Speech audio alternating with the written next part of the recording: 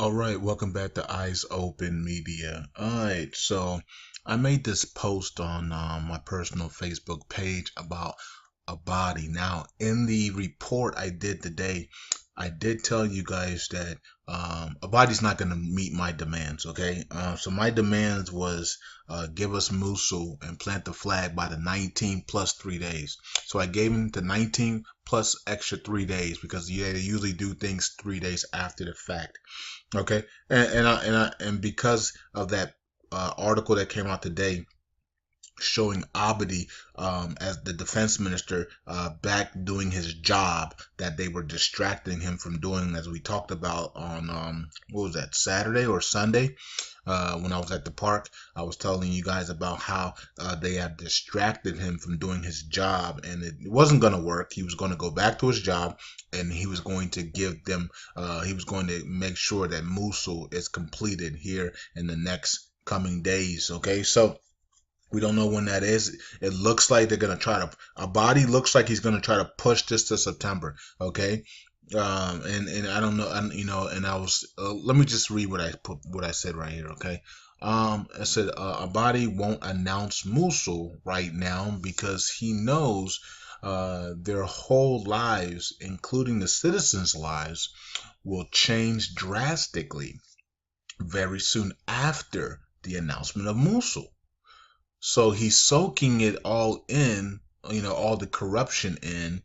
He's soaking that all in. Let's see here. It says, he's soaking in the corruption days he has left before they move into a new global market phase. Now that's important to understand because remember, this is the same man that said, we don't know anything else but to be corrupt.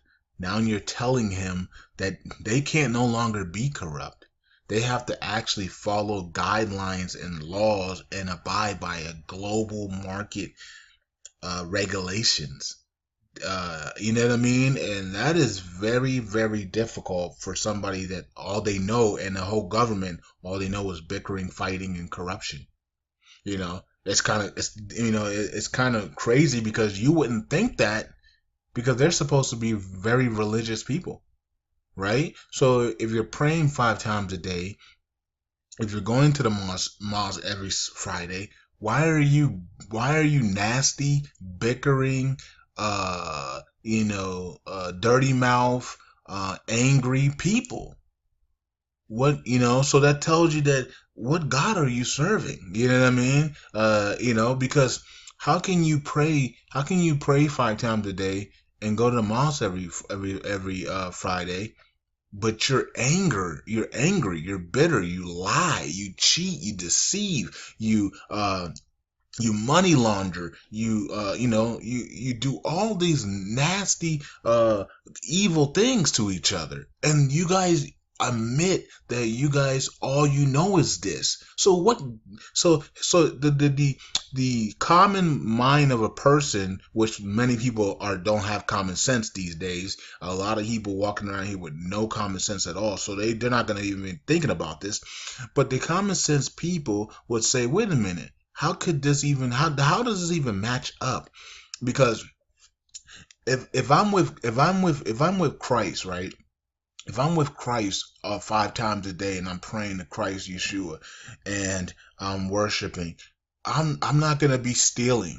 I'm not gonna be cheating people. I'm not gonna be, you know what I mean? Like you're not gonna be doing. Now, are there people that actually deceive people that way? Yeah, there is. There's people that, of course, that go up to the pulpit and everybody know they deceiving. And you know what I mean? They got mega churches and all types of stuff, and they're just deceiving everybody. But if you're a normal person and you're living a normal life, you know what I mean, and you're praying every day and you're fasting maybe once a month and you're living righteous and you're not gonna be corruptive. You're not gonna be stealing and cheating and holding up the world to for your own purpose and gains. You won't be not refusing to give purchasing power that's in your constitution to make sure your citizens have purchasing power and go back to a global market economy. You wouldn't be holding none of this stuff back. You would be doing what's right. So the fact that these people pray 5 times a day and go to the mosque and then have this type of attitude and this type of you know, this type of being that they are, you know, that they hate each other, you know, because somebody's a Sunni and Shiite and a Kurd or whatever the case may be, they just hate each other, you know, and it speaks of, you know, who are they praying to? That, I mean, that's what it comes down to, it doesn't it? I mean, at the end of the day, you gotta ask them, who are you praying to that you guys are so angry at the world? They're angry at the world. They're angry at each other. They're angry everywhere. Okay? They're even angry at their citizens, and the reason why they're angry at their citizens is because the citizens want justice and they want to stay corrupt. So because of that, that defaults them to be angry at the citizens, right? Because the citizens are trying to change their lives, right? So here they are, you know, stealing and cheating and corrupting the whole world, and the citizens are like, well, we want what's rightfully ours, which is purchasing power, revenue, oil sharing revenues, and job opportunities and things like that. And so these parliament guys are saying, no, man, you're gonna disrupt my life and my wealth and my family if I give you that. And so in by default, they start to hate the citizens, right? Because the citizens don't want to be peasants. They want their actual wealth back. Okay, so and they want their purchasing power. But the guys that are in power right now that are stealing all of it, they say, man, these citizens are these peasants. They start calling them peasants and all this stuff. Like, these people are ludicrous. They don't know what they're talking about. They try to act like the citizens are stupid and all types of stuff because the citizens are poor and they're rich, and because the citizens want their money and their purchasing power, is going to disrupt their lives from corruption and stealing and cheating. But these are the same people who pray 5 times a day and go to the mosque. So remember that. So you know, I think that slipped a lot of you guys' minds that these people actually pray and they still do these things that they're doing. Okay, so you got to wonder who are they praying to? You know what I mean? What kind of God would allow them to pray like this, go to the mosque, and then steal, deceive, cheat, kill, and laugh. You know, even Maliki, you know, at the funeral last year, you know, of old boy was down, and him and his boys are laughing at the funeral. But yet, these people pray 5 times a day and go to the mosque. Okay, so you know, the devil comes to cheat, steal, and deceive, right? So we need to watch out for these types of people, because this is unbelievable that we're really fighting these people so they can give the citizens what their constitution tells them to give them. We're fighting these people to give the citizens their revenue sharing of oil. We're fighting these people to get the citizens back their purchasing power that was never stolen from them. It was just taken away while we were at war. So this is what we're fighting these people about. This is their own country.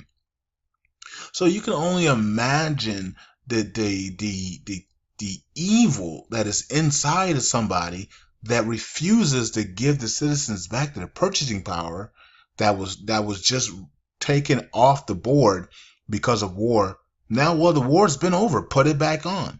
Okay, you know, the war within the country is the war within the country. I mean, that's like saying that's like saying America needs to drop their purchasing power because the Bloods and Crips or the KKK and the Black Panthers are going at it in certain areas of the United States. That's ludicrous. Okay, so a lot of you guys were probably thinking when I made that statement, well, they haven't given us Mosul back. Well, Mosul is a freaking city. I mean, okay, it's the second largest city in Iraq, but it's smaller than Dallas, Texas. Okay, you know what I mean. So they are going to give that back, of course, but they're holding it hostage right now to the world because That's just who they are, okay? And once again, you try to, be nice and say, okay, we'll let you do it. And once again, they're holding it hostage. Even the people in the parliament, some of them have been brave enough to say, oh yeah, Abadi's holding this thing hostage for his own political gains or political delays, actually, okay? But also, I put on here that he doesn't have a choice. He will announce Mosul to the world. Okay, so he doesn't have a choice. Abadi doesn't have a choice. He knows he doesn't have a choice, but he knows he can delay for a little bit longer because he has a time frame. They've given him a time frame. The elites know the time frame. He knows the time frame. The government knows the time frame of when the last day that he can announce Mosul. And he'll probably take it to the last day. What if that day is September 11th?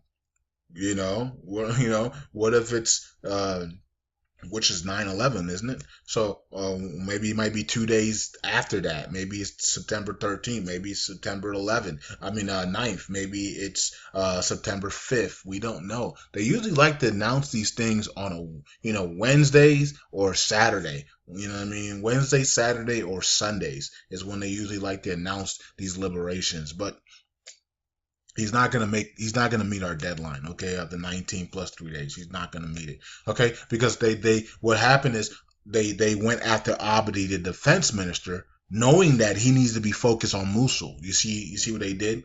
So because they did that, and he finally now back into the meetings and stuff. So he needs to get reorganize about the fake liberations that need to take place because the city is already liberated. But he needs to, publicly, he needs to get back into rhythm and know all the information because he's been dealing with these fools, Jabari and Parliament, that putting all this fake stuff on him so he won't concentrate on Mosul. Okay, so. And they probably got word that he was going to be giving Abadi the green light on Mosul. So Abadi said, no, find something against him and bring charges to him because I don't want to announce Mosul yet. Okay, and that's probably what they did. Okay, I mean, is that simple, right?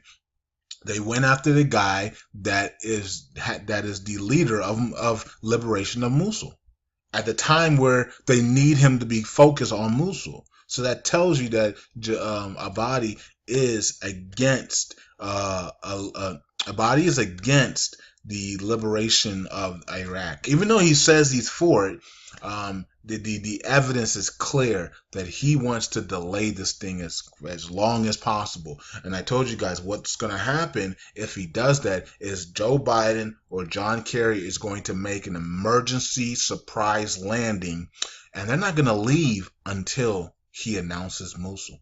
Okay, so and he's gonna be scared out of his butt because when they're there, he doesn't pull these tricks. Have you guys seen that? When John Kerry and Joe Biden, especially Joe Biden, when they're there, Iraq doesn't play any games. Iraq isn't fighting. Iraq isn't doing any of these soap operas. As soon as they leave, it's back to soap operas, pointing fingers, and things of that nature. Okay. So you can only imagine how long they're going to last in a global market economy. Okay. If we do it for them, they're going to probably last 6 months. If they do it for themselves, they'll probably last 4 years. Okay. They're not going to last long in this thing at all because they can't stop fighting each other. These are the same people who supposedly pray 5 times a day and go to the mosque every Friday. You see what I'm saying? But yet they can't even get along. Okay, they can't get along nowhere. Okay, so what's going to probably happen is you're probably going to see a surprise visit from John Kerry or Joe Biden if he continues to drag this thing on because they need this now. Okay, they need it now because what's happening is the Republicans are about to attack Hillary Clinton on Iraq. And they need Iraq to be completed so Hillary can counter and says, we have completed Iraq. Iraq is free and Iraq is giving their people purchasing power and have rejoined the global market economy. It is everything that you guys are saying, Republicans, is not true. We have done the job and we have conquered Iraq and they are now free. So this is why they're going to freaking panic here very soon if Mosul is not given to the world, okay? Because they need it for Hillary Clinton. So that's it for me. I wanted to do a teaching, but I guess I'll do that tomorrow. I wanted to get this out to you guys about Mosul. We're not going to get the deadline, but it has to happen very soon. All right, so eyes open.